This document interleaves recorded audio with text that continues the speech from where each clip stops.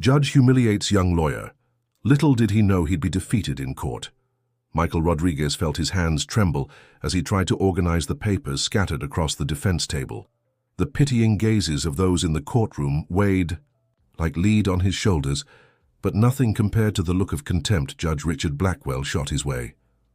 "Counselor, if I may even call you that," the judge interrupted in a grave voice, raising his gavel threateningly. "Do you plan to finish your argument today, or should I postpone this trial until the next century?" The entire courtroom erupted in muffled laughter. Michael, just 2 months out of law school and handling his first major case, felt sweat trickle down his forehead as he struggled to form a response. "Your Honor, I just need a few more minutes to present the facts proving my client." "Correct," Judge Blackwell cut in again, slamming his gavel on the bench. "What I see here are the assumptions of a lawyer who's barely out of diapers. This court has no time for amateurism, Counselor. Motion denied." Michael watched. His client, Mr. Walter Stevens, a 78-year-old man, lower his head in disappointment. The elderly man was about to lose the home he'd lived in for over 50 years to a major construction firm represented by Wilson & Partners, one of the most powerful firms in Chicago. "Your Honor, with all due respect." Michael tried again. "Respect is precisely what you lack, Counselor," Judge Blackwell hissed, leaning forward in his chair. "Come prepared next time or find another profession." Court adjourned. The gavel came down with a final thud that seemed to seal not only Mr. Walter's fate, but also Michael's fledgling legal career. Outside the Cook County Courthouse, the light rain matched the young lawyer's mood. His small office in Lincoln Park, set up with money saved from years of working as a courier while attending night law school, now seemed like a foolish dream. "Counselor Rodriguez," a woman's voice called out just as he reached the sidewalk. It was Mrs. Patterson, the court clerk who always had a kind smile for everyone. At 63, her silver hair and poised demeanor spoke of decades of experience in the halls of justice. "You forgot this." She handed him a folder he hadn't even realized he'd left behind, but her eyes said more. "Don't give up. That courtroom has seen plenty of young lawyers crushed by Judge Blackwell. Few had the courage to come back." "Thank you, Mrs. Patterson, but I think the judge made his opinion of my work pretty clear," Michael replied, the sting of humiliation still fresh. "Judge Blackwell isn't known for his kindness, but he might be known for other things," she murmured, glancing around before continuing. "The basement archives hold interesting stories about many cases, especially those from room 17B. A shame they're restricted." Before Michael could ask what she meant, Mrs. Patterson walked away, returning to the courthouse as if she'd only done her duty of returning a forgotten document. The next day, Michael arrived at his modest office to find Mr. Walter waiting at the door, accompanied by his granddaughter, Rebecca, a young journalism student. "Mr. Rodriguez, I came to tell you I won't trouble you with my case anymore," the old man said, his voice breaking. "My son thinks we should hire a more experienced lawyer." Michael felt as if he'd been punched in the gut. Mr. Walter was his only major client, the one who could have helped him build a reputation. "Grandpa, at least let him explain what happened," Rebecca interjected, her brown eyes studying Michael with curiosity. "Please come in." Michael unlocked the door to the small commercial suite he shared with an accountant. "At least let me offer you some coffee while we talk." As he prepared the coffee in the tiny break room, Michael's mind raced frantically. He couldn't lose this case, not after promising his mother, Mrs. Rodriguez, that he'd prove a housekeeper's son could become a respected attorney. He returned to the room with 3 cups of coffee and renewed determination. "Mr. Walter, I know I didn't do well yesterday. The judge caught me off guard with his hostility, but I'm prepared now. I've discovered something that could change everything." It was a lie, of course. He hadn't found anything yet, but Mrs. Patterson's cryptic words had given him an idea, a faint hope, but it was all he had. "You were one of the first to believe in me when I opened this practice. Please, give me one more chance. I promise I won't let you down again." The elderly man sighed, glancing at his granddaughter, who nodded subtly. "One last chance, young man.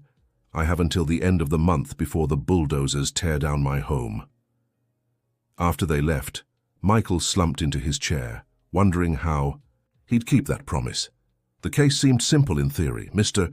Walter had a deed to the land where his house stood, but the construction company claimed the area was part of a larger property they'd legally purchased. Unfortunately, the old man's document had irregularities the opposing counsel had skillfully exploited. Michael needed something more. Evidence not in the case files, an angle no one had explored yet. And maybe, just maybe, the mysterious records in room 17B mentioned by Mrs. Patterson held the answer. The next morning, he wore his only good suit and headed to the Cook County Courthouse with a risky plan. He arrived early, watching the staff come and go. When he saw Mrs. Patterson enter the building, he quickened his pace to catch up. "Good morning, Mrs. Patterson. Could I have a minute of your time?" The secretary smiled faintly, as if expecting him. "Of course, Counselor, but I'll have to be brief. Judge Blackwell dislikes tardiness." "What did you mean about the records in room 17B? Mrs. Patterson's smile faded, replaced by caution. "Only that many answers lie down there, Counselor. But it's a restricted area. Only judges and authorized staff may enter. And how could I get access?" "You can't," she replied swiftly, then lowered her voice. "Unless you had special authorization from the judge himself, or a very convincing reason to be down there with someone who has access." Dear listener, if you're enjoying the story, don't forget to like and especially subscribe to the channel. It helps us newcomers a lot. Now, back to the story. "I see," Michael murmured, though he didn't fully understand. "The archives get few visitors on Friday afternoons, especially after 4 p.m. when most staff are preparing for the weekend," she added casually, straightening papers in her folder. "Now I must go, Counselor. Good luck with your case." Michael spent the next days obsessively researching Judge Richard Blackwell. He learned the judge had been on the bench over 30 years and had a reputation for being ruthless, especially with rookie attorneys. Beyond that, little was known about his personal life, except that he was a widower living in a luxurious Gold Coast apartment, one of Chicago's most expensive neighborhoods. On Friday, Michael returned to the courthouse, his pulse quickening. He carried a folder with legitimate documents for a minor case he'd just taken on, in case anyone questioned him. He waited patiently, watching the activity dwindle as the afternoon wore on. At 4:15 p.m., he saw his opportunity when an older employee carrying several boxes of documents entered the elevator heading to the basement. Michael quickly joined him, offering to help with some of the boxes. "Thank you, young man," the man said, looking relieved. "These are all going to the archives. Last task of the day, and my arms aren't what they used to be." "No problem. I'm also heading to the basement to check some old case files," Michael replied with a confidence he didn't feel. The employee, grateful for the unexpected help, asked no further questions. When they reached the dimly lit basement, Michael followed the man through a maze of hallways to an area with dozens of numbered doors. "You can leave the boxes here, by the entrance. I'll take care of the rest," the employee said, pulling out a large set of keys. "Which one is room 17B? Michael asked casually, setting the boxes down. "I need to pull some documents from there." The man raised his eyebrows. 17B? Those are the restricted files. Do you have clearance?" "Yes, of course," Michael lied, trying to sound assured. "From Judge Rutherford." It was a risk to drop any name, but he had done his research and knew there was a Judge Rutherford on the same floor as Judge Blackwell. The employee hesitated but then shrugged. "Well, if Judge Rutherford authorized it, it's that door at the end of the hallway to the right, but you'll need a key." "I have one," Michael lied again, showing his small office keychain. "Thanks for the help." As soon as the employee disappeared into another room, Michael rushed down the indicated hallway. The door to room 17B bore a simple plaque. "Restricted. Archives. Authorized access only." There was an electronic lock that none of his keys would open. As he pondered his next move, he heard footsteps approaching. Quickly, he hid behind a rolling file cabinet. To his surprise, it was Mrs. Patterson walking toward the door, glancing nervously around before typing a code into the lock. The door clicked open softly, and she stepped inside, leaving it slightly ajar. Michael waited a few seconds before silently approaching. Through the crack, he could see the secretary rummaging through drawers, pulling out what looked like a file. When she turned to leave, he ducked back into hiding. Mrs. Patterson exited, closed the door, and walked back down the hallway, now carrying a red folder. Michael waited until her footsteps faded before emerging. The door was locked again, and he didn't have the code. Frustrated, he was about to give up when he noticed something on the floor near the door, a small scrap of paper that must have fallen from Mrs. Patterson's folder. Picking it up, he saw it was a copy of an old deed, dated 1985. The buyer's name immediately caught his eye, Richard Blackwell. And the seller was none other than Howard Wilson, founder of Wilson & Partners, the firm representing the developer in Mr. Walters' case. Michael's heart raced. It could have been a coincidence, but his gut said otherwise. He needed to learn more, but how would he get back into that room without the code? He left the basement deep in thought, carefully tucking the document fragment into his jacket's inner pocket. In the main lobby, he nearly collided with a familiar figure. Judge Blackwell himself, walking briskly toward the exit alongside a man in an expensive suit, Thomas Wilson, current head of Wilson & Partners. Instinctively, Michael ducked behind a pillar, watching the two men engaged in what appeared to be a tense conversation. He couldn't hear their words, but their body language suggested both familiarity and disagreement. When they left the building, Michael decided to follow them discreetly. The two men got into a luxury car and drove off. Michael, in his old Civic, kept his distance as he trailed them to an exclusive restaurant in River North. He found a cafe across the street where he could watch the restaurant entrance. For nearly 2 hours he waited patiently, drinking several coffees and taking notes as if he were working.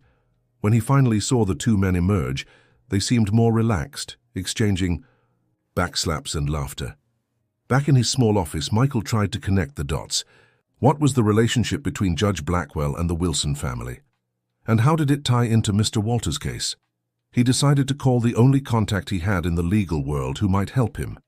His old legal ethics professor, Professor Baker. "Professor, I need your help," Michael said as soon as the man answered. "I'm looking into a possible conflict of interest involving a judge, but I don't know how to proceed without burning myself." "Be careful, my boy," the professor replied gravely. "Messing with judges can be dangerous for your career. Who's the magistrate?" "Richard Blackwell." There was a long silence on the other end. "Michael, come to my office tomorrow at 10 a.m. Don't discuss this over the phone." The next morning, Michael met the professor in his office on Michigan Avenue. Professor Baker, a 65-year-old man with white hair and tortoiseshell glasses, wore a serious expression as he listened to Michael recount everything he had uncovered so far. "Judge Blackwell has a complicated reputation," the professor finally said, choosing his words carefully. "There have been rumors about his rulings favoring certain firms, but no one's ever been able to prove anything. Do you think there's something wrong with Mr. Walters' case? It's possible. That Lincoln Park area where your client lives has seen massive real estate appreciation in recent years. If his deed has irregularities, as you mentioned, the law technically favors the developer. But if there's an undisclosed conflict of interest by the judge, that changes everything. You'd need solid proof, though.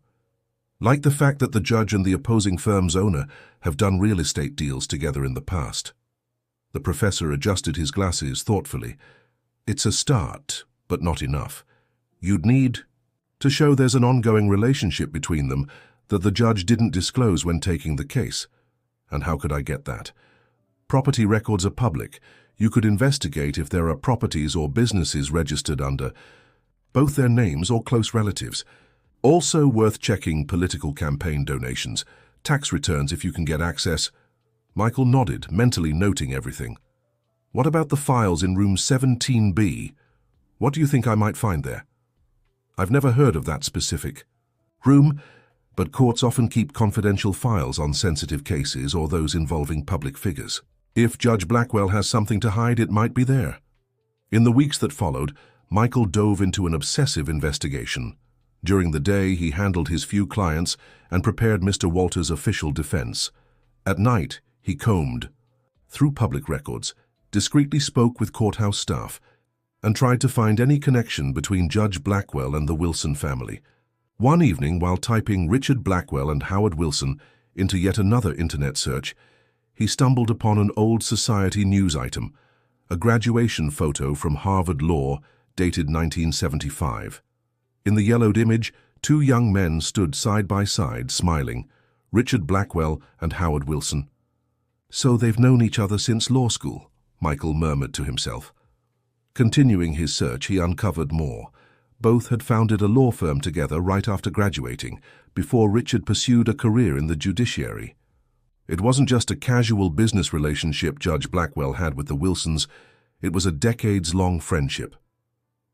The next day, Michael returned to the Cook County Courthouse, determined to speak with Mrs. Patterson again. He found her during her lunch break, sitting alone on a bench in the square in front of the building. "Mrs. Patterson, I found out that Judge Blackwell and Howard Wilson were partners in the past. That should have been grounds for the judge to recuse himself from cases involving Wilson and partners, shouldn't it?" The secretary glanced around nervously before answering. "Counselor Rodriguez, you're treading dangerous waters. But yes, that would be a clear case of conflict of interest. That's why those documents are in room 17B. They're cases where Judge Blackwell should have recused himself but didn't. Could you help me get into that room?" Mrs. Patterson sighed deeply. "I can't risk my job, Counselor. I only have 2 years left until retirement. I understand and respect that, but could you tell me if there's anything specific about the Lincoln Park neighborhood in those files? Something related to land?" The woman's eyes lit up with recognition. "You're talking about the Parkway project. It was a major land development in Lincoln Park in the 80s. There was a lot of controversy back then about how those properties were acquired. Judge Blackwell, who wasn't a judge yet at the time, was the lawyer who handled all the paperwork alongside Howard Wilson. And does my client, Mr. Walter's property, fall within that area?" "I couldn't say for sure, Counselor, but there are maps in the files that show the full scope of the original project." Michael felt he was close to something important. If he could prove that Mr. Walter's land was part of this controversial project and that Judge Blackwell had a personal stake in the case due to his history with those properties. "The next hearing is on Monday, Mrs. Patterson. I don't have time to get official authorization to access those files." The secretary fell silent for several long seconds, clearly torn. "On Monday, Judge Blackwell will be at a seminar in Washington. D.C. Judge Thompson will be filling in," she finally said. "And I'll be in the archives tomorrow, Saturday morning, doing an inventory requested by the court's administration. The building is usually nearly empty on Saturdays." With that, she stood and walked back to the courthouse, leaving Michael with a knowing smile. On Saturday, Michael arrived early at the courthouse. As Mrs. Patterson had said, the building was practically deserted, with only a few security guards at the entrance. He showed his Bar Association card and said he needed to review some case files for an urgent hearing on Monday. The board guard just noted his name and let him in. In the lobby, he found Mrs. Patterson discreetly waiting near the elevators. "Good morning, Counselor Rodriguez." "What a coincidence," she said loudly, for the benefit of anyone who might be watching. Then quieter, "We have at most an hour. The head of security does rounds at 10:30. In the basement, Mrs. Patterson led him straight to room 17B. With slightly trembling hands, she typed in the code, and the door opened. The room was smaller than Michael had imagined, with just a few neatly organized and labeled metal filing shelves. "The Parkway project should be in that section," she pointed. "I'll keep watch in the hallway. Be quick."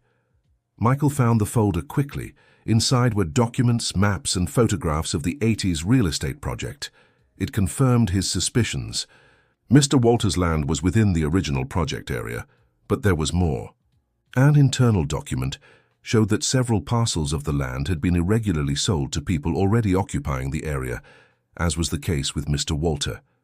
However, these sales were never properly registered. The most damning piece was a confidential memo signed by Richard Blackwell as the attorney, suggesting these irregularities could be resolved in the future when the area appreciated in value. It was all there, proof that the judge not only knew about the case, but had a direct interest in it from the beginning. Michael quickly photographed the most important documents with his phone when he heard Mrs. Patterson urgently whisper from the door, "Someone's coming." Swiftly, Michael put the folder back in place and followed Mrs. Patterson out. She barely had time to lock the door when they heard footsteps in the hallway. "This way," she whispered, pulling him into a small supply room. Through the narrow gaps in the door, they saw the head of security pass by on his rounds. When the footsteps faded, Mrs. Patterson sighed in relief. "I think I found what I needed," Michael said, quickly showing her the photos on his phone. "This proves Judge Blackwell has a personal stake in the case and should have recused himself. Use this information wisely, Counselor. Judge Blackwell has many powerful friends." Back at his office, Michael spent the weekend preparing his strategy. He couldn't simply accuse the judge of a conflict of interest without risking his career. He needed to be more subtle. On Monday, he arrived at the courthouse ready for Judge Blackwell to be replaced by Judge Thompson, as Mrs. Patterson had hinted. To his shock and dismay, sitting in the judge's seat was Judge Blackwell himself, looking particularly irritated. "Counselor, you seem surprised to see me," the judge remarked with a cold smile as Michael took his place.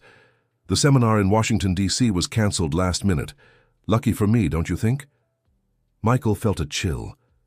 Could the judge know about his visit to the archives? The construction company's attorney Robert Wilson, son of Howard Wilson, smirked confidently from the other side. Mr. Walter, sitting behind Michael, looked like he'd aged 10 years since the last hearing. "Let's proceed," Judge Blackwell declared, "unless the defense has given up on the case." "Not at all, Your Honor," Michael replied, trying to hide his nerves. "In fact, I have new evidence to present." "New evidence?" The judge raised his eyebrows. "I hope you're not trying to delay the inevitable, Counselor." Michael took a deep breath. It was time to take the risk. "Your Honor, I'd like to formally request your recusal." Silence fell over the courtroom. Judge Blackwell visibly paled. "On what grounds, Counselor?" he asked, his voice now dangerously low. "On grounds of conflict of interest, Your Honor. I have evidence that Your Honor has a personal stake in this case due to direct involvement in the Parkway project in the 80s, which includes the disputed land." The judge shifted in his seat, visibly uncomfortable. "That's absurd. Where did you obtain such information?" "From public records, Your Honor," Michael lied, not wanting to implicate Mrs. Patterson. "Furthermore, Your Honor's long-standing friendship and professional partnership with the Wilson family was not disclosed as a potential conflict when you took this case." Judge Blackwell glanced at the construction company's attorney, who looked just as surprised as he was. "Counselor Rodriguez, these are serious accusations that could damage your career," the judge said slowly. "I suggest you reconsider before proceeding." Dear listener, if you're enjoying the story, don't forget to like and especially subscribe to the channel. It helps us a lot as we're just starting out. Now continuing. With all due respect, Your Honor, I'm not making accusations, merely presenting facts that by law require Your Honor to recuse yourself from this case. The entire courtroom watched in tense silence. Michael could feel sweat trickling down his back, but he stood firm. Out of the corner of his eye, he saw Mrs. Patterson in the audience, observing the scene with a mix of concern and admiration. Judge Blackwell adjusted his robe, clearly buying time to think. "This court will recess for 30 minutes, he finally declared, banging the gavel. "When we return, I expect to see the alleged evidence Counselor Rodriguez claims to have." During the recess, Michael was approached by attorney Robert Wilson in the hallway. "You're digging your own grave, kid," the older lawyer said with a condescending smile. "Do you know who you're messing with?" "I know exactly who I'm messing with, Mr. Wilson," Michael replied calmly. "And I also know that both your father and Judge Blackwell could face serious trouble if the whole story of the Parkway project comes to light, especially the part about the unrecorded irregular sales." The lawyer's smile vanished. "What do you want?" "Justice for my client. He bought that land legitimately, even if the process had irregularities. Mr. Walter has lived there for over 50 years, paid all his taxes. He deserves to keep his home." "Impossible. That land is worth millions now." "Then I suggest a settlement. The construction company keeps the rest of the area that rightfully belongs to them, and my client keeps the plot where his house stands. Everyone wins, and no one has to explain to the Judicial Conduct Board why a judge is presiding over a case where he has a personal interest. Attorney Wilson narrowed his eyes, sizing Michael up with a new look. "I'll speak with my clients," he finally said. When the court reconvened after the recess, the atmosphere had shifted dramatically. Judge Blackwell, still visibly displeased, announced, "Before we proceed with the recusal motion, I understand the parties wish to inform the court that they've reached an agreement." Michael exchanged a glance with Attorney Wilson, who gave a subtle nod. "Yes, Your Honor," Michael confirmed. "My client has agreed to relinquish any claim to the larger area, in exchange for maintaining ownership of the portion where his house is built. The construction company has agreed to these terms." Judge Blackwell seemed relieved, though he tried not to show it. "In that case, this court approves the settlement between the parties. Case dismissed." The gavel came down with a sound that this time carried the taste of victory for Michael. Mr. Walter, tears in his eyes, gripped the young lawyer's hand tightly. "Thank you, son. You saved my home." As they exited the courthouse, Michael was surprised to find Judge Blackwell waiting for him in a discreet corner of the hallway. "You were clever today, Counselor," the judge said, his tone less hostile than usual. "Perhaps I underestimated you." "Thank you, Your Honor," Michael replied cautiously, "but be careful with the secrets you've uncovered. Not everyone appreciates overly curious young lawyers. I'm only interested in justice for my clients, Your Honor." "Of course," the judge said with a humorless smile, "and since we're being frank with each other, I'd like to make you an offer. Wilson and Partners is always looking for promising talent. With your insight, I'm sure you could have a bright future there, much brighter than in that cubicle you call an office." Michael understood immediately what was happening. It was an attempt to co-opt him, to turn him into another pawn in the game the judge and the Wilsons had been playing for decades. "I appreciate the suggestion, Your Honor, but I'm happy with my small practice. I'd rather build my career helping people like Mr. Walter." Judge Blackwell studied Michael Rodriguez's face for a few moments, as if seeing him for the first time. "Noble, but naive. I hope you don't regret your choice, Counselor." With that, the judge walked away, leaving Michael with the unsettling feeling that he had just made a powerful enemy. In the weeks that followed, the victory in Mr. Walter's case brought a small wave of new clients to Michael, people from the Lincoln Park neighborhood who were also facing issues with the same construction company or other real estate problems, began seeking him out. His office, once nearly empty, now had a modest waiting list. With the increased workload, Michael decided to hire an assistant. Surprisingly, one of the applicants was Rebecca, Mr. Walter's granddaughter. "I thought you were studying journalism," Michael remarked during the interview. "I am, but I need a part-time job, and I've always been interested in law," she replied with a smile. "Besides, after seeing how you helped my grandfather, I became curious about how justice works, and how it doesn't always work the way it should." Michael liked her answer and hired her. Rebecca proved not only efficient, but also had a natural talent for investigation that complemented Michael's work. One day, while organizing the office files, Rebecca came across some of the photos Michael had taken of the documents in room 17B. "What's this?" she asked curiously. "Parkway Project? Isn't that where Grandpa's house is?" Michael hesitated but decided to tell her the truth. Rebecca listened intently to the whole story about Judge Blackwell, the Wilson family, and how Michael had obtained the information that secured Mr. Walter's victory. "That's incredible," she said when he finished. "And it would make a great news story. I'm working on a journalism ethics assignment for school, and cases of judicial corruption would be perfect." "No, Rebecca," Michael replied quickly. "We can't make this public. It would jeopardize Mrs. Patterson, who helped me even at the risk of her job. Besides, we made an unspoken agreement to stay silent with the judge and the Wilsons. But they've been manipulating the system for years. It's not fair to all the people who lost their homes and properties because of these schemes." "I agree, but we need to be strategic. Exposing everything now could ruin our chances of helping more people in the future." Rebecca didn't seem convinced, but agreed to keep it confidential for the time being. A few days later, Michael received an unexpected call from Mrs. Patterson. "Counselor Rodriguez, I need to see you urgently, but not at the courthouse." They met at a small cafe downtown, far from the Cook County Courthouse. Mrs. Patterson seemed nervous, constantly glancing at the door. "Judge Blackwell is investigating who accessed the files in room 17B that Saturday," she said quietly. "He knows someone was there, but doesn't know who yet. Luckily, the basement cameras were under maintenance that day. Don't worry, Mrs. Patterson. I'll never mention your name, not even under oath. It's not just that, Counselor. There are more cases like Mr. Walters, dozens of them. Judge Blackwell and the Wilsons have been manipulating property rulings across the city for years, and they're not the only ones. There's a group of judges and lawyers who control who gets what in Chicago." A chill ran down Michael's spine. "How do you know all this?" "I've worked at the courthouse for nearly 30 years, Counselor. I see things, I hear things. And my late husband was a court officer. He started gathering evidence when he noticed the pattern years ago." "What happened to him?" Mrs. Patterson's eyes filled with sadness. "He was removed from his position, accused of misconduct he never committed. The stress led to a heart attack 6 months later." Michael understood what wasn't being said. The system had destroyed Mrs. Patterson's husband when he tried to expose the irregularities. "Why are you telling me this?"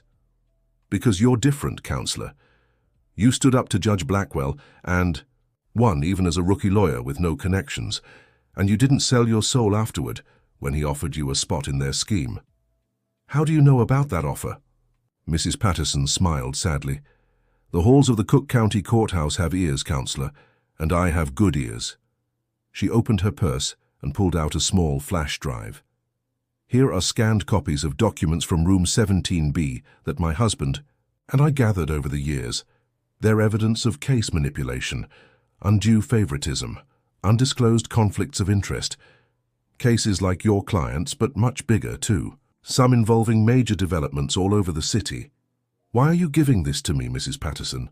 "Because I retire in 2 months, Counselor, and when I leave, I don't know if anyone else will have the courage or opportunity to gather this information. You may not use it now, but one day you might need it." Michael took the flash drive, feeling its symbolic weight far greater than its physical one.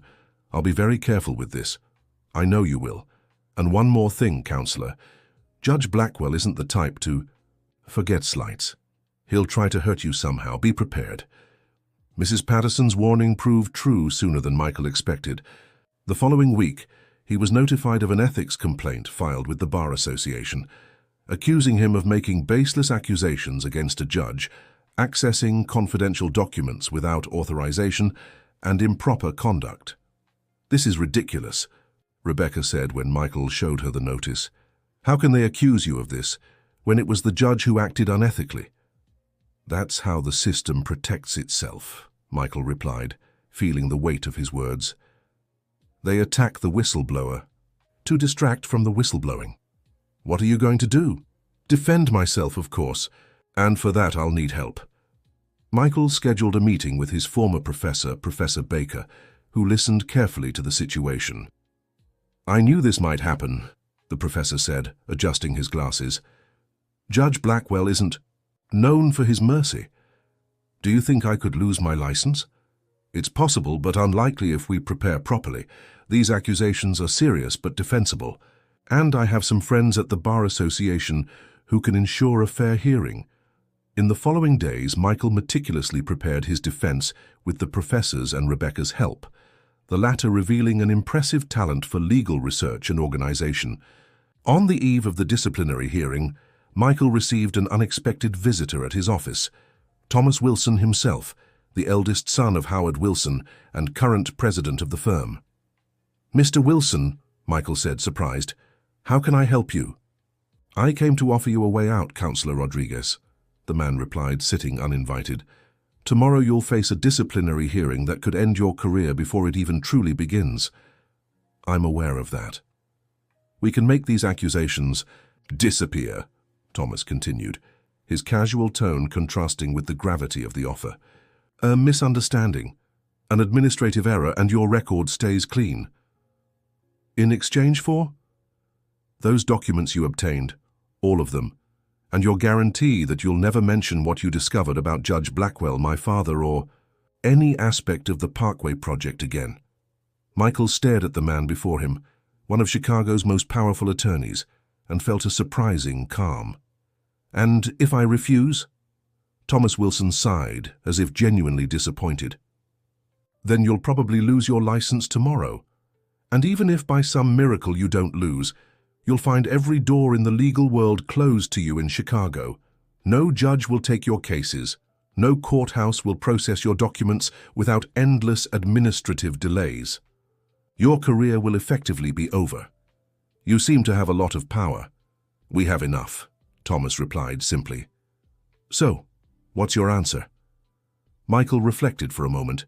Accepting the offer would save his career, but he'd become part of the corrupt system he now knew.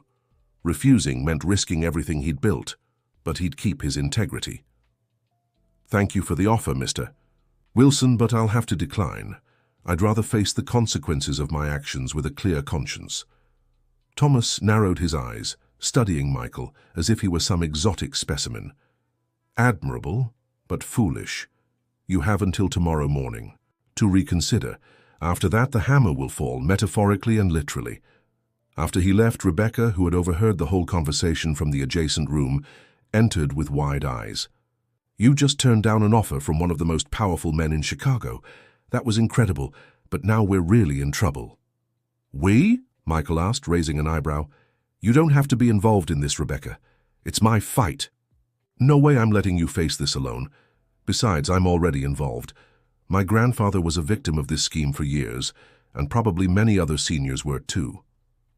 That night, Michael barely slept, mentally rehearsing his strategy for the disciplinary hearing. On the flash drive Mrs. Patterson had given him, he found far more than he expected. Detailed evidence of a scheme that went far beyond Judge Blackwell and the Wilson family, involving multiple judges, local politicians, and major business figures.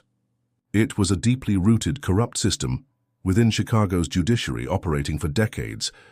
The implications were terrifying, but they also explained why a seemingly untouchable judge like Richard Blackwell felt so threatened by a young, newly licensed attorney. The next morning, Michael arrived early at the Bar Association headquarters. To his surprise, he found a small crowd waiting outside. Mr. Walter, his neighbors, other clients Michael had helped over the past few months, and even some law students who had heard about the case.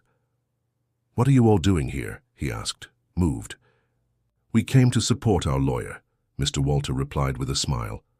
"Rebecca told us you're facing trouble for helping us." Michael looked at Rebecca, who shrugged with a grin. "Thought a little moral support wouldn't hurt." The disciplinary hearing was tense from the start. The panel consisted of 5 seasoned attorneys, and Judge Blackwell himself was present to give testimony. The proceedings began with the formal charges being read: unethical conduct, unauthorized access to confidential documents, and attempted defamation of a judge. When it was his turn to speak, Michael stood with a calm he didn't know he possessed. "Gentlemen of the panel, I appreciate the opportunity to defend myself against these serious accusations.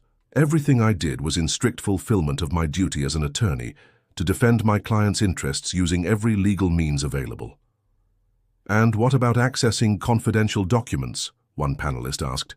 "All the information I used in—" "My client's defense was obtained from public records accessible to any citizen.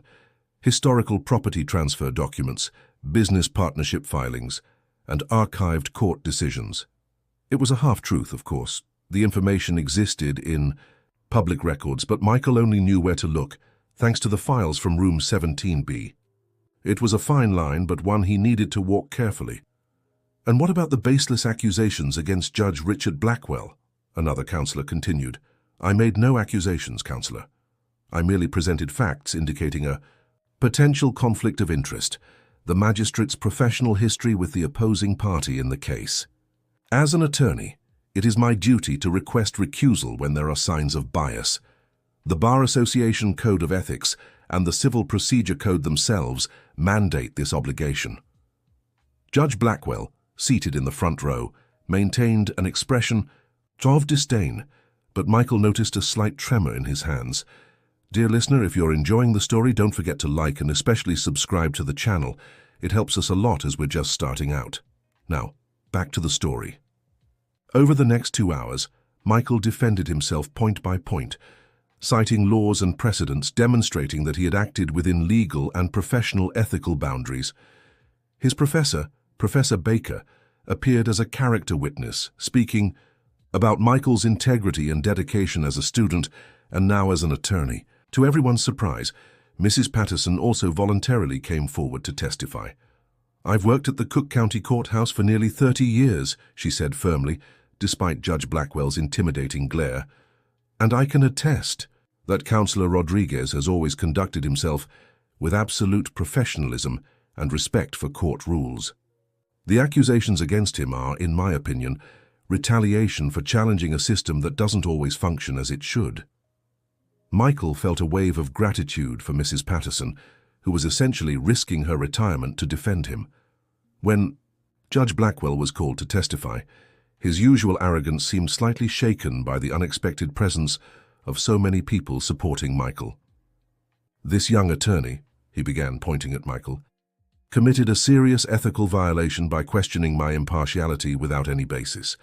His conduct is an attack on the judicial system itself and a disrespect to the bench." "Your Honor," one of the counselors interrupted, "we'd like to know the exact nature of your professional relationship with Wilson and Partners over the years." The judge visibly hesitated. "I've known Howard Wilson since college, like many other attorneys of my generation. There's nothing irregular about that." "And did you ever have any professional partnership or association with him?" "Briefly, right after we graduated, but that was over 40 years ago before I joined the bench." "And you don't believe that past relationship warrants recusal in cases involving his firm?" "Absolutely not. It would be impractical for any judge with decades of experience to recuse themselves over such old and irrelevant professional ties." Michael noticed the judge avoided mentioning the Parkway project or any personal involvement in Mr. Walter's specific case. When the judge's testimony concluded, the counsel withdrew to deliberate. The wait was agonizing. Outside the room, Rebecca held Michael's hand in a silent gesture of support. Mr. Walter and the other clients formed a protective circle around him, like an impromptu family. After nearly an hour, the counsel returned. The chairman, a grey-haired attorney with a stern expression, spoke. "After carefully considering all the evidence and testimonies, this counsel has reached a unanimous decision." Michael's heart raced. This moment could define his entire future career. "The accusations against Counselor Michael Rodriguez are deemed unfounded. We find no evidence of unethical conduct or unauthorized access to documents. Regarding the allegation of defamation against the judge, we understand that the attorney was exercising his legitimate right to question potential conflicts of interest as provided for in the Civil Procedure Code." A murmur of approval spread through the room. Michael felt an enormous weight lift from his shoulders.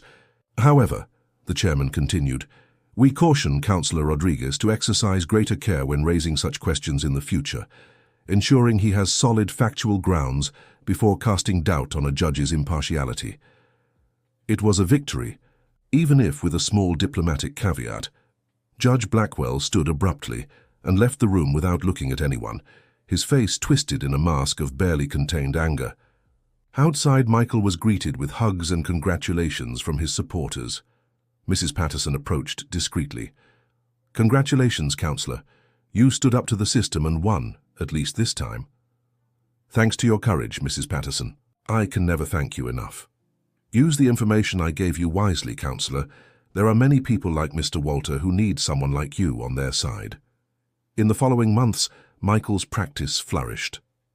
The story of his victory against the powerful Judge Blackwell spread quickly, attracting more clients with similar cases.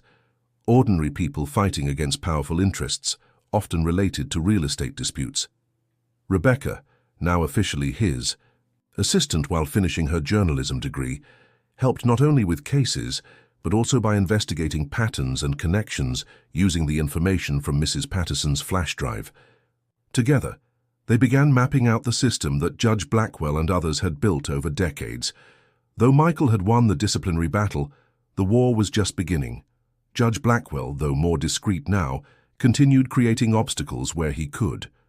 Michael's case files mysteriously disappeared in courthouses. Hearings were rescheduled without notice, and more established attorneys avoided him as if he carried a contagious disease. One day, about 6 months after the disciplinary hearing, Michael received a call from an unknown number. "Counselor Rodriguez, this is Thomas Wilson." "Mr. Wilson," Michael replied cautiously. "How can I help you?" "I'd like to invite you for coffee. I have a proposal that might interest you. I thought our last conversation was quite conclusive.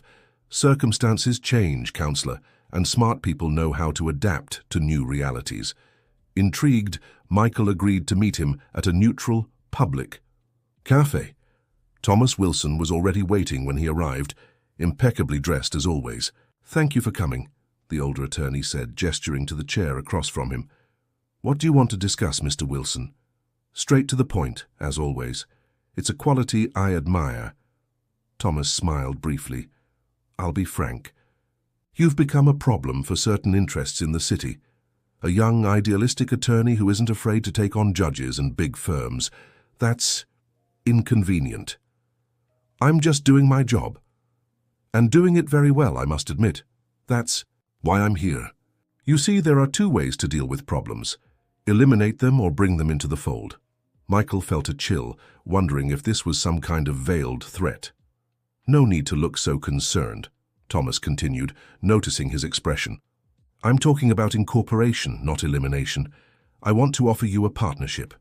"A partnership with Wilson and Partners?" "Not exactly. A discrete partnership for specific cases.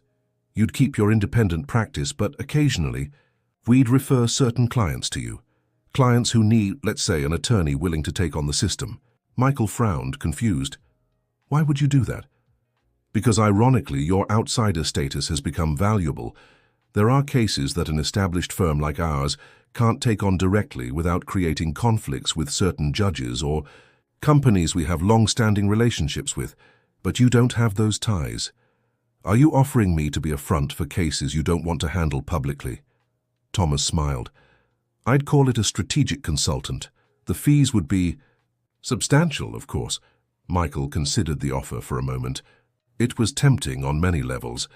It would secure his financial stability and potentially give him access to insider information that could help with other cases. But it would also mean compromising his independence. "What about Judge Blackwell? Does he know about this offer?" "Judge Blackwell is retiring next month," Thomas replied calmly. A sudden heart condition forced him to reevaluate his priorities. "The news will be announced next week."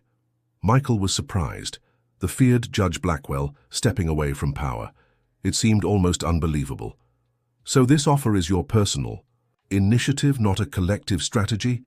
Let's call it a pragmatic adaptation to a new reality. You've proven yourself resilient, and in our world, that deserves recognition." "I need to think about it." "Of course. Take your time." Thomas placed a card on the table. "My direct line. Call me when you decide." Back at the office, Michael shared the strange conversation with Rebecca. "This is obviously a trap," she said immediately. "They want to co-opt you, neutralize you." "Or maybe it's genuine," Michael pondered. "If Judge Blackwell is really stepping down, it could mean a real shift in the balance of power. Thomas Wilson might be trying to position himself for this new reality. Even so, working with them would compromise everything we've fought for." Michael knew she was right.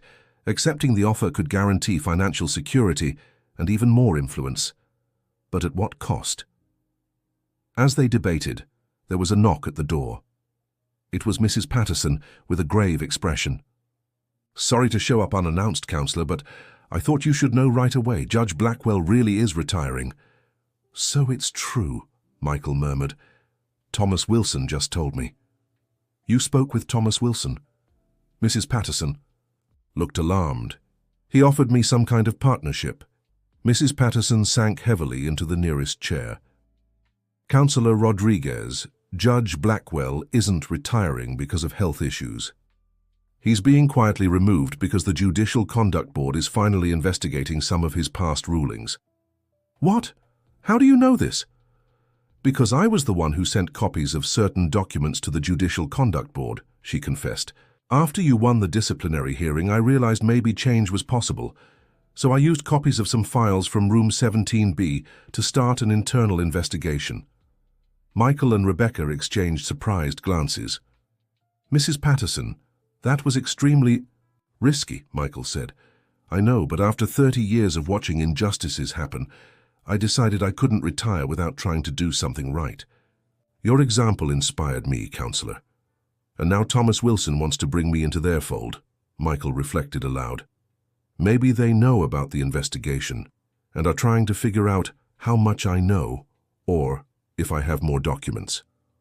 Or they're trying to silence you in the most effective way possible by making you complicit," Rebecca added. Mrs. Patterson nodded gravely. "Whatever the reason, be careful, Counselor. Thomas Wilson isn't as explosive as Judge Blackwell, but that makes him even more dangerous. He calculates every move." In the weeks that followed, news of Judge Blackwell's retirement became public, just as Thomas had predicted. The official version mentioned health issues, but rumors about an internal investigation circulated in the halls of the Cook County Courthouse. Michael never responded to Thomas's offer.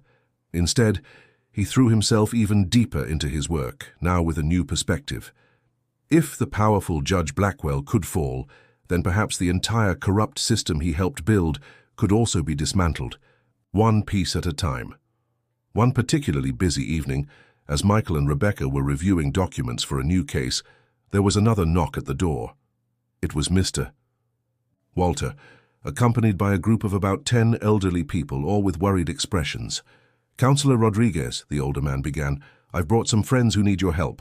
They're all facing property issues just like I did. Some are being evicted, others are dealing with repossession lawsuits, all involving the same construction company or businesses tied to it." Michael invited them all inside, improvising seating in the small office. Each of the seniors shared their story, and an alarming pattern began to emerge. They had all bought or received their properties decades ago, many through the controversial Parkway project, and were now facing legal challenges to their ownership. "This isn't a coincidence," Rebecca whispered to Michael as the group talked among themselves. "It's a coordinated effort to push these people out now that the area's value has gone up. And likely approved by Judge Blackwell over the years," Michael added. "But with him stepping down, the construction companies are rushing to secure these properties before the new judge takes over." Michael looked at the anxious faces before him, hard-working people who had spent their lives building a home, now threatened by powerful interests manipulating the legal system for their own gain. "I'll help you," he finally declared. "But not case by case. We'll file a class action against the construction company, challenging the entire scheme at once." "Is that possible?" one of the seniors asked. "Technically, yes. It'll be tough, and the company will come at us with everything they've got. But we have something they don't know about. Evidence of how this scheme was set up from the beginning." In the following weeks, Michael, Rebecca, and Mrs. Patterson, who was now officially collaborating as a consultant after her retirement, worked tirelessly on the class action. Carefully using the information from the flash drive, without ever revealing its source, they built a solid case showing how the construction company and its judicial allies had manipulated legal proceedings for decades. Word of the class action spread quickly, and soon more neighborhood residents began reaching out to Michael. His small office in Lincoln Park became a hub of resistance against what they now informally called the Chicago real estate cartel. As expected, the backlash was immediate and brutal. The construction company hired 5 of the city's top law firms to fight the lawsuit. Defamation claims were filed against Michael. Political pressure was applied to have the case dismissed quickly. But something had shifted in the air. Judge Blackwell's retirement had created a crack in the system. The internal investigation, though discreet, had warned other judges about the risks of being associated with the scheme. And Michael's story, the young lawyer who had stood up to a powerful judge and won, inspired other professionals to take a stand. The case was assigned to Judge Patricia Morgan, recently transferred from another state, and therefore with no obvious ties to the old scheme. At the first hearing, she surprised everyone with her impartiality and methodical rigor, demanding complete documentation from both sides, and showing no favoritism toward the construction company's lawyers, as had been expected under the old regime. "Is she truly impartial, or just more discreet in her favoritism?" Rebecca asked after the hearing. "We'll find out," Michael replied. "But the simple fact that we're having a fair hearing is already a victory." As the case progressed, the media began to pay attention. First just neighborhood papers, then some real estate law blogs, and finally the major newspapers. The story of the people's lawyer against the real estate cartel had all the ingredients to capture the public's imagination. It was at this point that Thomas Wilson reappeared, requesting an urgent meeting with Michael. This time, he suggested, a formal meeting at Michael's own office, a tacit acknowledgement of the young lawyer's growing reputation. "You've created a bigger problem than you imagined," Thomas said without preamble as soon as he sat down. "This class action is attracting too much attention." "That's precisely the point, Mr. Wilson, to bring to light what's been hidden for decades." "Be reasonable, Michael. You're not just challenging a developer. You're challenging an entire system that's been in place for generations. There are billions at stake. And there are real people whose lives and homes are at stake too." Thomas adjusted his tie, visibly uncomfortable. "I came to offer a settlement. The developer is willing to legalize the status of all your current clients. Full deeds, no further disputes, and a compensation fund for any damages caused. And in return, the class action is dropped, and you sign a confidentiality agreement about the entire matter." Michael considered the offer for a moment. It was substantial and would directly benefit his clients, but it would also bury the truth and allow the system to continue harming future victims. "What about the other affected residents who aren't yet my clients?"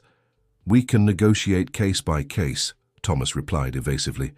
"No, Mr. Wilson, I won't. He'll abandon people who don't even know they're victims of the same scheme." Thomas sighed heavily. "You're playing a dangerous game, Michael. Even with Judge Blackwell out of the picture, there are other powerful players involved, people who can make your life very difficult. I'm aware of the risks, but I'm also aware that this system has only worked for so long because no one had the courage to challenge it publicly." When Thomas left, he seemed genuinely worried, not just frustrated. Something in Michael's determination seemed to have impressed him, or perhaps frightened him. At the next hearing, the tension in the courtroom was palpable. Judge Patricia Morgan announced that, after reviewing the initial documentation, she found sufficient merit for the case to proceed. It was a preliminary but significant victory. The developers' lawyers looked disconcerted. Clearly, they had expected their client's traditional influence to ensure a quick dismissal, as would have happened in Judge Blackwell's time. As Michael left the courthouse, he was approached by a reporter from the city's largest newspaper. "Counselor Rodriguez, Jennifer Adams from the Chicago Tribune. May I ask a few questions about this case?" Michael hesitated. Media exposure could help the cause, but it would also increase the risks. He glanced at Rebecca, who nodded discreetly. "Just a few minutes. What would you like to know?" "Is it true that you're alleging a judicial manipulation scheme involving major developers and judges in the capital?" "What I'm alleging, with documented evidence, is that there have been systematic irregularities in cases involving properties in certain areas of the city, particularly those included in the so-called Parkway Project. These irregularities consistently favored large real estate interests at the expense of individual homeowners." "And is the recently retired Judge Richard Blackwell involved in these allegations?" Michael chose his words carefully. "The case mentions several court decisions we consider questionable. I'm not accusing any specific judge of misconduct. That would be for a Judicial Conduct Board investigation, not for me." It was a diplomatic response, but clear enough for those who understood the implications. "One last question. Have you faced any pressure or threats because of this case?" Michael thought about Thomas Wilson's attempts to co-opt him, the disciplinary hearing, the systematic obstacles he'd faced. "Let's say I've encountered institutional resistance, but that only confirms we're on the right path." The interview was published the next day on the front page of the City section, under the headline, "Rookie Lawyer Challenges Real Estate Cartel Operating for Decades in the City." The office phone wouldn't stop ringing. More affected residents, journalists, even some attorneys offering pro bono help with the class action. Rebecca, now a journalism graduate pursuing law as a second degree, manage the growing flow of information and supporters. Mrs. Patterson, with her decades of courtroom experience, helped navigate legal procedures, spotting potential procedural traps. The makeshift team grew, volunteer law students, neighborhood residents assisting with administrative tasks, even some seasoned attorneys who'd suffered under the system before and saw a chance for redemption. As public pressure mounted, the construction company changed tactics. Instead of trying to bury the case, they now sought to discredit Michael and his clients. Articles surfaced questioning the young lawyer's credentials, hinting at political motives, even suggesting he was being manipulated by competing interests. "They're desperate," Rebecca remarked when she saw the reports. "That's good." "To a point," Michael replied, "but it also means they'll play even dirtier."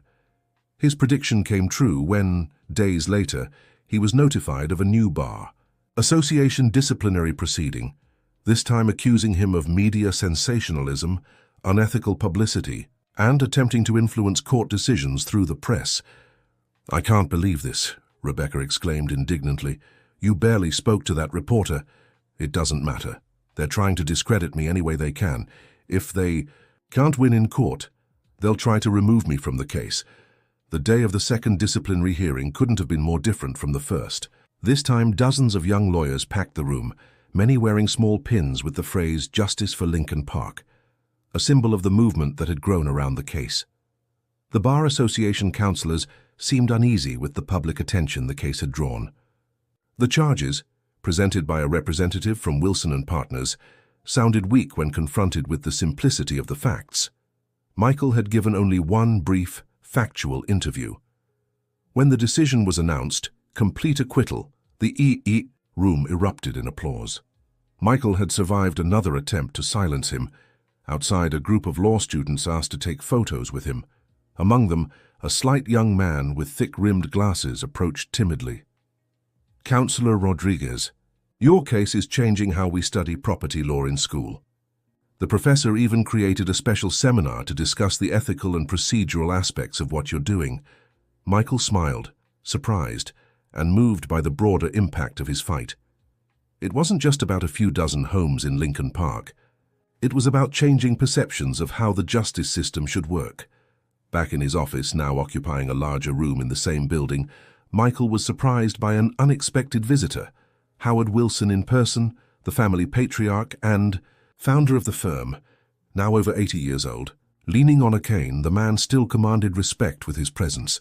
"Mr. Wilson," Michael greeted him, gesturing to a chair. "This is a surprise." "For me as well, young man," the old lawyer replied, sitting down with some difficulty. "I never imagined I'd visit this office. How can I help you?" Howard Wilson took a moment to observe the surroundings. The walls covered with maps of Lincoln Park, marked with colored pins, the desks piled with documents, the young assistants working at computers. It was a stark contrast to his luxurious office on Michigan Avenue. "I came on my own, not as a representative of the firm or the construction company," he finally said. "My son Thomas doesn't know I'm here." Michael waited silently, intrigued. "You've created quite a problem for many powerful people, you know." "That wasn't exactly my intention, but if it happened as a byproduct of seeking justice, I can't say I regret it." The old lawyer smiled faintly. "You remind me of myself many years ago, before pragmatism replaced idealism. Is that how you see what you did? Pragmatism?" Howard sighed deeply. "At first, yes. The Parkway project was an opportunity to urbanize a neglected area, bring development. There were irregularities, of course, but who builds a city without breaking a few rules? And the people who lost their homes because of those broken rules. Those were different times, young man. The city was growing chaotically. Many settlements were irregular to begin with. We legalized what we could, reorganized the rest. Richard and I believed we were doing what was necessary." The same Richard who became a judge and later presided, over cases involving land he had a personal stake in. Michael couldn't help the accusatory tone. The old lawyer didn't answer directly. "Do you know why I came here today? Because in the last few weeks, I've been rethinking much of what we did. When you reach my age, you start questioning the legacy you'll leave behind. I built one of the largest law firms in the country. helped shape parts of this city. But at what cost? Michael studied the man before him with new eyes. He wasn't just a villain in his narrative, but a complex human being facing his own past. Did you come to make peace with your conscience? Perhaps. Or maybe I came to offer you something no one else can. And what would that be? The complete truth about the Parkway project, not just the fragments you've gathered, but the whole story. Who was involved? Which judges? Which politicians? Which businessmen? Names, dates, meetings, deals? Michael felt his heart race. This was exactly what he needed to solidify the case for good. Why would you do that? Because I'm too old to keep carrying secrets. And because I see in you something I lost long ago, a genuine belief in justice. Your son and your partners wouldn't see this as betrayal? No doubt. That's why we must ensure my name is never mentioned as the source. I can provide documents, but appearing publicly, that would destroy my family. Michael considered the offer carefully. It was an incredible opportunity, but it could also be an elaborate trap. How can I trust the information will be true? The old lawyer smiled sadly. You can't. You'll have to verify everything independently, but I'll give you a starting point. Look for the files on the 1992 New Lincoln Park project. It was the second phase, never publicly mentioned, and involved large-scale manipulation of property records. Judge Blackwell signed court orders under false pretenses to facilitate property transfers. I drafted many of those orders personally. After Howard Wilson's departure, Michael met with Rebecca and Mrs. Patterson to discuss the surprising encounter. It could be a trap, Mrs. Patterson warned. Why would he turn against his own son and the empire he built? Or it could be an old man trying to make peace with his past before it's too late, Rebecca mused. It happens more than we think. Either way, let's check this lead about the New Lincoln Park project, Michael decided. If it's true, maybe we can trust the other information he offered. In the following weeks, the tip proved valuable. The project files mentioned by Howard Wilson did exist, though buried in a rarely accessed records office. The court orders, signed by Judge Blackwell, were there, with questionable justifications for property transfers that systematically benefited the construction company. Armed with this new evidence, Michael significantly strengthened the case. Judge Patricia Morgan, impressed by the meticulous documentation presented, authorized even broader investigative measures, including lifting confidentiality on official correspondence between the court and the construction company during the period in question. The noose was tightening around the scheme. Retired records office employees, sensing the tide was turning, began to talk. Former residents who had been evicted decades ago resurfaced with their stories. A pattern of systemic manipulation of the judicial system to benefit real estate interests became increasingly clear and undeniable. The construction company, realizing the situation was deteriorating rapidly, made one last desperate move. Thomas Wilson requested an urgent meeting, not with Michael but directly with his clients. He offered extremely generous individual settlements, market value for the properties plus 30%, relocation to new apartments in the same area, and financial compensation for emotional distress. The offer was tempting for many of the elderly, who had fought for years just to hold on to what they had. Now they were being offered sums that would allow them to live comfortably for the rest of their lives. Mr. Walter called a meeting with all the clients in the neighborhood church hall. Michael was invited to give his professional opinion, but made it clear the final decision was up to each of them. This case was never about money, he explained to the crowded room. It was about justice, about exposing a system that harmed hundreds of families over decades. But I completely understand if you want to accept the settlements. They're fair offers, maybe even more than we'd get after years of litigation. An elderly woman stood up. Counselor Rodriguez, how much longer do you think it would take for us to win definitively in court? Honestly, probably another 2 to 3 years, considering possible appeals. And even with all the evidence we have, there's never a total guarantee of victory. A murmur spread through the room. For people in their 70s and 80s, 3 years was a considerable time frame. And if we accept the settlements, another elderly man asked, what happens to the bigger case about the whole scheme? Technically, we could continue with a public civil action, but it would be much harder without you as direct plaintiffs. Michael explained. In practice, the case would likely lose momentum. Mr. Walter, who had remained silent until then, slowly stood up. Friends, everyone must decide what's best for themselves and their families. These are good offers, no doubt. But before we decide, I'd like to share something. When I lost my wife 5 years ago, I thought nothing else mattered. So I almost lost my home, the place we built together. Counselor Rodriguez fought for me when no one else believed I had a chance. It wasn't just about a house, it was about justice, about dignity. The elderly man paused, emotional. I'm 78 years old. I don't know how many years I have left. But I know I want to live knowing I helped fix something wrong. Not just for me, but for everyone who's been hurt by this system over the years. My vote is to keep fighting, not for the money, but for the truth. A deep silence fell over the room. Then, slowly, other seniors began to stand up, one after another, declaring their refusal of individual settlements and their commitment to the class action. Not everyone agreed. Some, with tighter finances or health issues requiring immediate resources, chose to accept the settlements. Michael assured them there was no judgment in that choice and promised to help them secure the best possible terms. As they left the meeting, Rebecca squeezed Michael's arm, moved. That was incredible. Most of them decided to keep going, even with all that money on the table. Because it was never really about the money, Michael replied, just as emotional. It was about dignity, like Mr. Walter said, about not bowing to the system even when it tries to buy you off. What now? Now we see this through.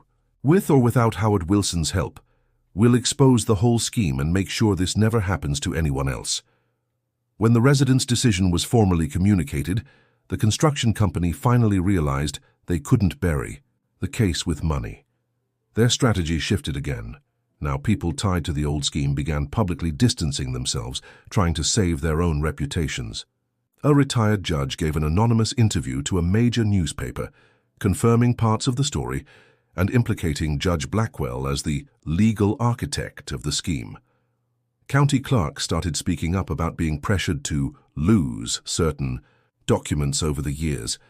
The Judicial Conduct Board, which had initially handled the case discreetly, now publicly announced a full investigation into Judge Blackwell's practices and other judges named in the lawsuit. The net was closing. At the final hearing, the courtroom was packed, not just with Michael's direct clients, but with dozens of others affected by the scheme over the years, journalists, law students, and even attorneys from other established firms curious to see the outcome of this unprecedented case. Judge Patricia Morgan, with her usual composure, methodically reviewed all the evidence presented over the months of litigation. Her conclusion was devastating for the construction company. This court finds compelling evidence of systematic manipulation of judicial proceedings to benefit specific real estate interests at the expense of rightful homeowners. The contested property transfers are declared null and void. The plaintiff's original deeds are recognized as valid and must be properly recorded at the county office within 30 days. An explosion of applause interrupted the reading of the verdict. The judge banged her gavel, calling for silence before continuing. Furthermore, this court orders collective damages in the amount of $20 million to be paid by the construction company and distributed among all affected parties identified in this case as compensation for years of uncertainty and suffering. Finally, all documents and evidence from this case will be forwarded to the Judicial Conduct Board and the District Attorney's Office for appropriate action regarding indications of criminal conduct by public and private actors involved in the scheme. It was a complete and irrefutable victory. When the session ended, Michael was surrounded by his clients, many in tears, thanking him for his perseverance and courage. Mr. Walter embraced him for a long moment, wordlessly, overcome with emotion, after finally seeing justice served, following decades of struggle. As he left the courthouse, Michael found Thomas Wilson waiting outside. The older attorney looked defeated, but strangely at peace. "You won, Michael," he said simply. "Completely. It wasn't a competition, Mr. Wilson. For you, perhaps not. For me, it was the first real loss in 30 years of practice. And now," Thomas shrugged, "now we face the consequences. The construction company will likely appeal, but it's more out of protocol than any real hope of overturning the ruling. The shareholders are already pushing for the current board to step down. The firm, well, it'll survive, but with considerable damage to its reputation. And your father? Michael asked, knowing he was treading on delicate ground. Thomas's expression hardened briefly. So you know, I suspected as much. Has resigned. Says he did what he had to do to settle accounts before stepping away. I'm sorry. Don't be. My father made his choices just like the rest of us. Now we're all living with the consequences. With a brief nod, Thomas walked away, a solitary figure representing the end of an era in Chicago's legal world. In the months that followed, the repercussions of the case spread far beyond Lincoln Park. The Judicial Conduct Board's investigation led to the removal of 2 more judges and the review of hundreds of rulings related to property disputes. The district attorney's office opened criminal inquiries against several individuals involved, including the now retired Judge Blackwell. Michael's firm, now in larger offices with a growing team, became a benchmark in real estate law and class actions. Young attorneys from across the United States sought internships there, not for the modest pay, but for the chance to learn from the man who had taken on a corrupt system and won. Rebecca, who had completed her law degree, became an official partner at the firm. Her background in journalism brought a unique perspective to case communication strategies, making legal narratives more accessible to the public and ensuring important stories reach the press clearly and impactfully. You know what makes me proudest about this firm? Rebecca remarked to Michael as they watched the team working in the new conference room overlooking Lincoln Square. It's not the cases we win, it's the people we inspire. Michael looked around at the young attorneys, interns, and assistants, enthusiastically tackling their cases. Many came from humble backgrounds, just like him, and found in the firm a chance to make a real difference in people's lives. When I first stood up to Judge Blackwell, I thought my career was over before it even began, Michael reflected. I never imagined we'd be here 3 years later. Mrs. Patterson, now working as a senior consultant at the firm after retiring, from the bench, approached with a folder. Counselor Rodriguez, we've received confirmation.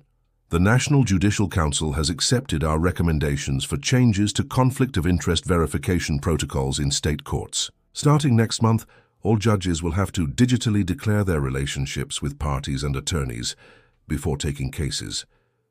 It was a structural victory, beyond individual cases.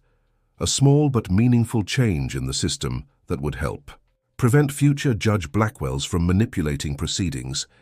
That's wonderful, Mrs. Patterson. Michael smiled, shaking the woman's hand.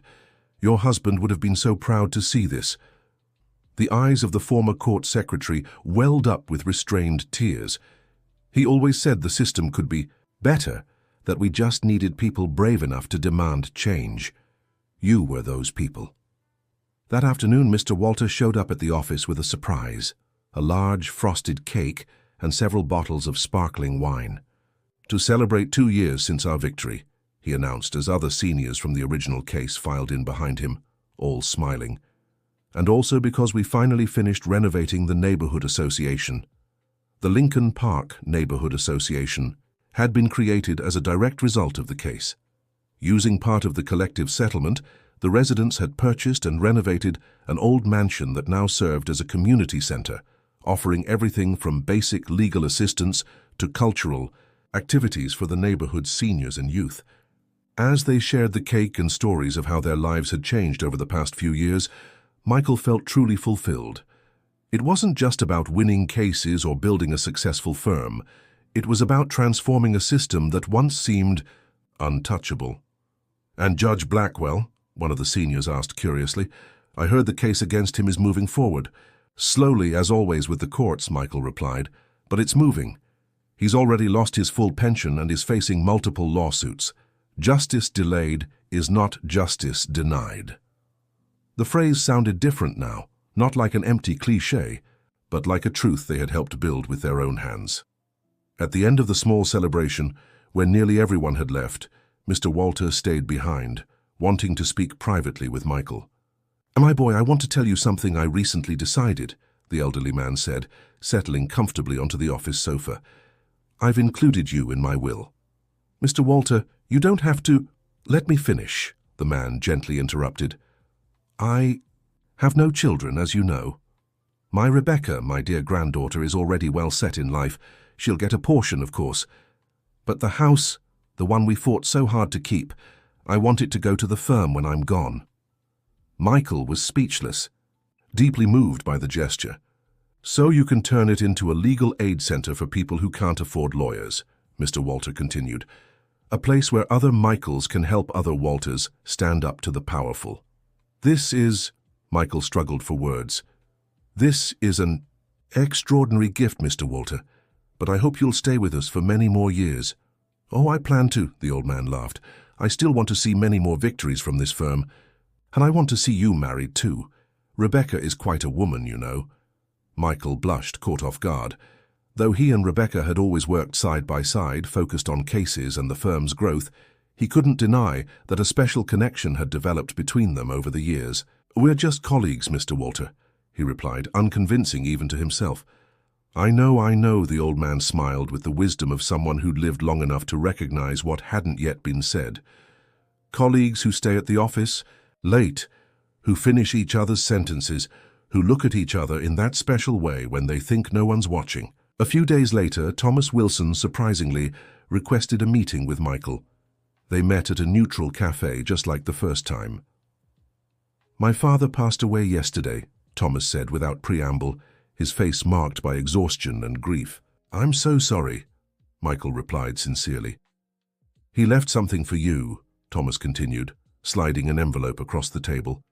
Specific instructions that it be delivered personally after his passing. The envelope contained a handwritten letter and an old key.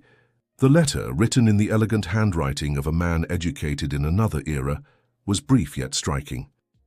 Dear Councillor Rodriguez, when you receive this letter, I will no longer be among the living. I do not regret helping you dismantle what I once helped build. There are times to construct and times to recognize when the structure has become a prison. The enclosed key opens a safe deposit box at the First National Bank, Lincoln Park branch, under the name of a foundation I secretly established.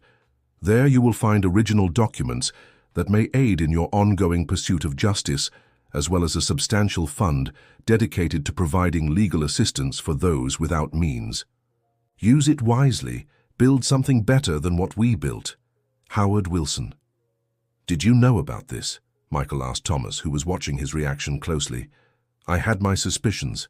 My father spent his final months organizing his affairs, meeting with lawyers without the family present. Now I know why. Thomas paused, weighing his next words. You know, as much as his betrayal of the firm and our family hurt me, I can't help but admire his courage. Making peace with one's conscience is a luxury few allow themselves. And you, Michael asked, what will you do now? Thomas smiled for the first time, a tired but genuine smile. Rebuild. The firm survived, though smaller and with a tarnished reputation. Believe it or not, I'm implementing a legal compliance and ethics department, and turning away certain clients we once accepted without question. Evolution, adaptation at least. Your case changed the rules, Michael. The old methods don't work as well when young lawyers are willing to challenge the system. Weeks later, Michael discovered that the safe deposit box contained not only incriminating documents about the real estate scheme, but also a $15 million fund specifically earmarked for free legal aid in housing disputes involving vulnerable individuals. With these resources, Mr. Walter's dream of a legal aid center could be realized within his lifetime. The Lincoln Park Legal Aid Center opened 6 months later in a restored townhouse near the subway station, offering everything from basic legal guidance to full representation for those who couldn't afford it. On the night of the opening, as he watched the crowded space filled with celebrating people, Michael stole a quiet moment on the terrace. Rebecca found him there, gazing at the city skyline. A penny for your thoughts, she said, approaching with 2 champagne glasses. I was thinking about how it all started, in that courtroom, with Judge Blackwell humiliating me, and how it led me here, he replied, accepting the glass. How a defeat could turn into something so much greater than I ever imagined. You never really lost that day, Rebecca observed. You just hadn't found the right way to win yet. They toasted silently, looking out at the city they had helped make a little fairer. When their eyes met, there was no longer any need to pretend they were just colleagues. "Mr. Walter was right about us, wasn't he?" Rebecca smiled. "Your grandfather is a very wise man," Michael replied, finally allowing himself to acknowledge what had grown between them over those years of shared struggle. The kiss that followed was like the perfect conclusion to a story that had begun in the most unlikely way, with a young lawyer humiliated by an arrogant judge, never imagining that momentary defeat would be the first step toward a far greater victory. 5 years after the case that changed everything, the Chicago judicial system was a different place. Not perfect, still far from it, but more transparent, more accessible, and more just. The case of the rookie lawyer against the corrupt judge had become required reading in law schools, a symbol of how courageous individuals can challenge seemingly untouchable systems. Michael and Rebecca, now married with a young daughter named Margaret, in honor of the secretary who had risked everything to help them, continued their work at the firm and the Legal Aid Center. Mr. Walter, at 83 years old, still stopped by, almost daily recounting stories of the great battle to new interns, always adding dramatic new details. No one dared to question. As for Judge Blackwell, after years of legal proceedings, he was finally convicted of passive corruption and misconduct. Ironically, his sentence was delivered in the same courtroom where he had humiliated Michael years prior. The young lawyer, who once trembled before the gavel of a powerful judge, was now recognized not just for his legal skill, but for having the courage to stand up to a corrupt system when everyone said it was impossible. And it all began with a simple refusal to accept injustice, even when it came disguised as judicial authority. A lesson Michael and his team continued to teach with every new case they took, every new battle they fought, every new lawyer they mentored. True justice lies not in the power of the gavel, but in the courage of those who stand up for what's right, no matter how powerful the opponent. End of story. Dear listener, your companionship has been essential on this journey for justice. If this story touched your heart, subscribe to the channel for more gripping tales and share in the comments. Have you ever stood up to someone powerful for a just cause?